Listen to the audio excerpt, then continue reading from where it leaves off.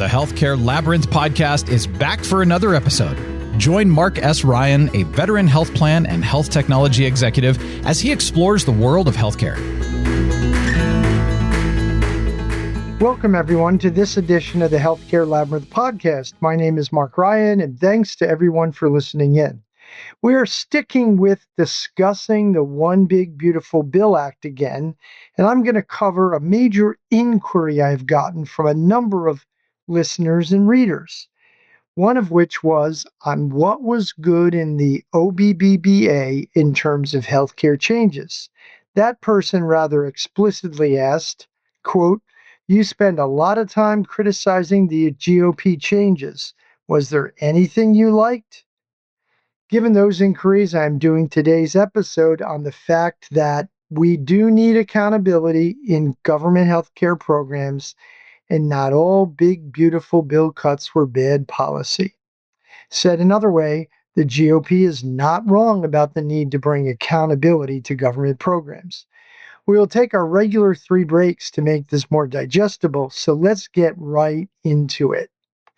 I have taken the position that most of the reductions to healthcare in the One Big Beautiful Bill Act were simply bad policy. But a number of you again have asked what, if anything, in the mammoth bill was reasonable, or at least not unreasonable. Others have asked why I have been mentioning the conservative Paragon Institute quite a bit. Paragon's cadre of staff and fellows have populated key healthcare positions in the White House and healthcare agencies under Trump 45 as well as Trump 47. Many of the reductions in the One Big Beautiful Bill came from Paragon positions. So let me answer the second question on Paragon first. While I may not agree with everything Paragon trumpets, the think tank has rigorous policy discipline, and you have to respect that. More to the point, as a former state budget director and management secretary, I do believe in accountability of government healthcare programs, and many of the points Paragon makes point often to a lack of accountability. My chief complaint about my party, the GOP, is that most Republican lawmakers have a very narrow view of healthcare policy. They view healthcare as a commodity that is earned usually through work. Many do not view it as reasonable to broadly cover society. But if I am critical of the GOP for not being in favor of affordable universal coverage, I also am critical of Democrats' policies on healthcare. Democrats support universal access, but have rarely asked if their policies do or do not promote accountability, real reform, or efficiency in the system. So with that, let's take our first break, and when we come back, I will start off with a case study on bad Democratic healthcare policy that was passed in the last couple of years. Be right back. Health plans and insurance are confusing. Our healthcare system is in dire need of reform. Health policy expert Marc Ryan tackles both issues in his book, The Healthcare Labyrinth. It is both a guide to navigating health plans and fixing American health insurance.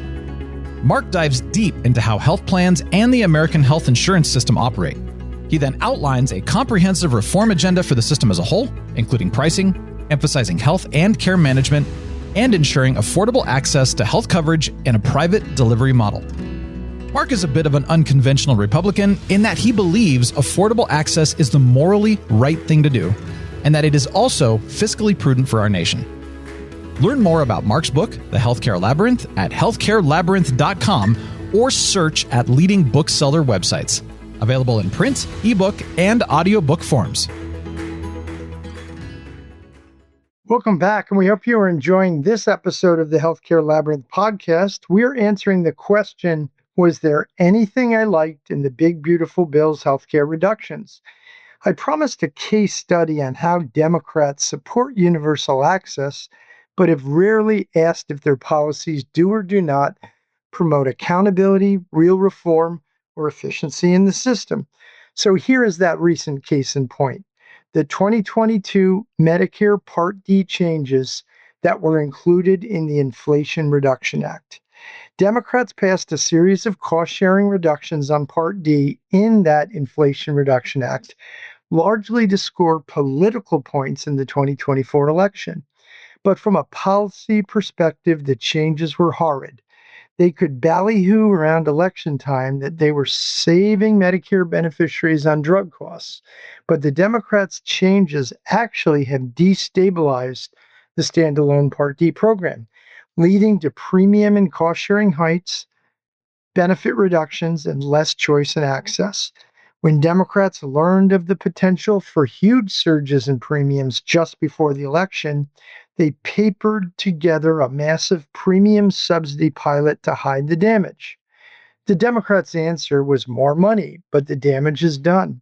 The Part D changes are a microcosm of Democrats' overall healthcare approach, where unfettered policy positions ignite massive spending growth to the detriment of long-term stability of the healthcare system as a whole.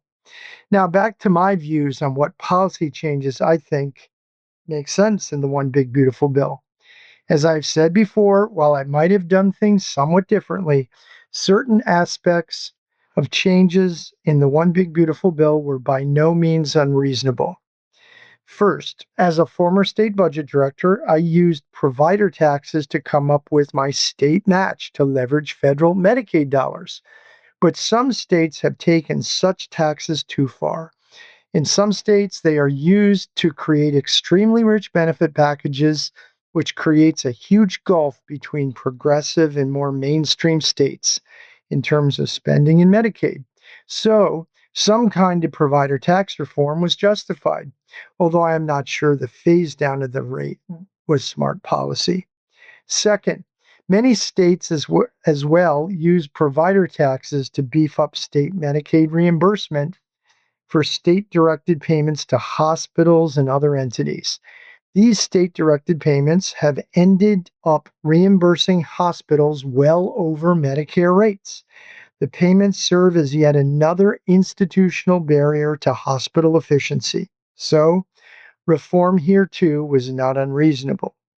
Third, while the GOP went too far, some of the eligibility and enrollment tightening is desirable in Medicaid and the exchanges. For example, reforms related to the verification of eligibility are desperately needed to stop fraudulent enrollment and fraud more generally.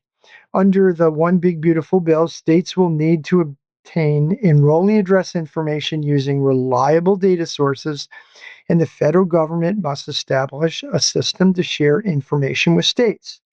I oppose efforts to create too many burdens on enrollees in states, but does anyone question whether our qualification systems across social service programs in the nation are broken? Fourth, and if GOP administrations have used the 1115 demonstration waiver process to wreak havoc on coverage, Democrats have used it as a piggy bank for states to massively expand coverage instead of ensuring true cost efficiency in experimentation.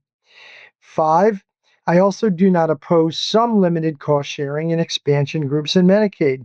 This contributes toward the goal of personal responsibility. And last, 6th, I also support the GOP's efforts to test more cost-effective coverage options, such as direct primary care and individual coverage options, such as additional flexibility of individual coverage health reimbursement arrangements, known as ICHRA. I do, however, want to see comprehensive coverage. With that, let's take our second break, and when we come back, we will talk about another accountability use case that is making headlines. Be right back. Lilac Software is proud to work with the Healthcare Labyrinth website to educate people on the healthcare system. At Lilac, we believe transparency is so important in healthcare. The healthcare system is opaque, and Lilac is trying to bring clarity to data and unleash the best member care, reduce costs, and improve outcomes. Our cloud-native payer platform revolutionizes data insights and analytics. Plans have all the data they need, but in silos locked away in point solutions. At Lilac, we solve the data fragmentation problem and help plans turn complex data into actionable insights, leading to greater operating leverage, tight cost controls, and healthier members. Health plans can improve star scores, reduce medical expense, drive revenue, and more. Quite simply, with Lilac, you can drive better business and health outcomes. Learn more at lilacsoftware.com. Welcome back, and we hope you are enjoying this episode of the Healthcare Labyrinth Podcast. We are answering the question, was there anything I liked in the Big Beautiful Bill's healthcare reductions? We have discussed what I think is reasonable in the One Big Beautiful Bill and reviewed why we need accountability in government programs. That case study involved the Democrats undermining the standalone Part D program by lowering cost sharing in a political stunt. Let's consider one other case study by asking a question. As much as I supported the premium subsidy enhancements in the exchanges at the time they were passed during the COVID pandemic, did the government foster huge opportunities for exchange enrollment fraud because subsidies became so generous and eligibility and enrollment so liberal? Undoubtedly so. And healthcare policy think tank Paragon, again, has been beating this drum for some time. Paragon has published a detailed review of the issue and declares the folks enrolled as phantom enrollees. Here are a few highlights.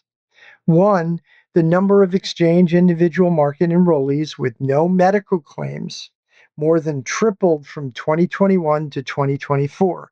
Nearly 12 million enrollees had no medical claims during 2024.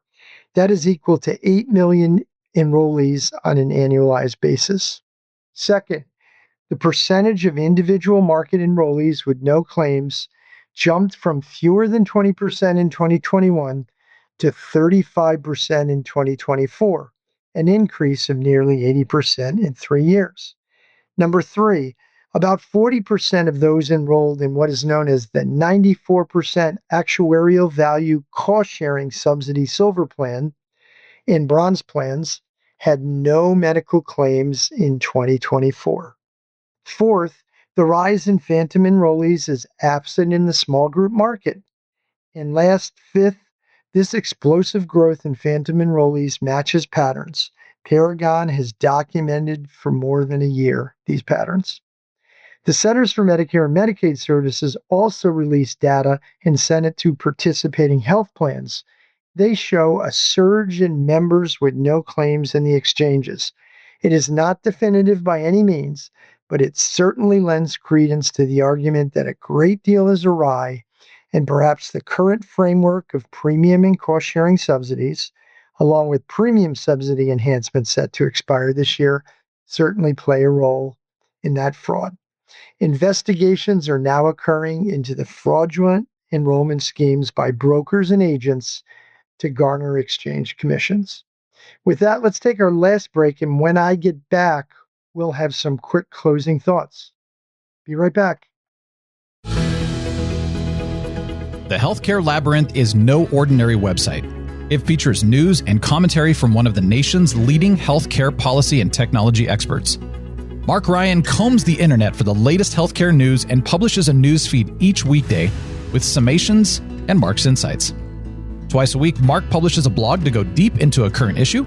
And of course, Marc hosts a podcast each week to delve even further. All of this is available at healthcarelabyrinth.com. Visit each day for the latest happenings in healthcare. As well, learn more about Marc's book, The Healthcare Labyrinth, at the website. That's healthcarelabyrinth.com, your go-to source for healthcare news.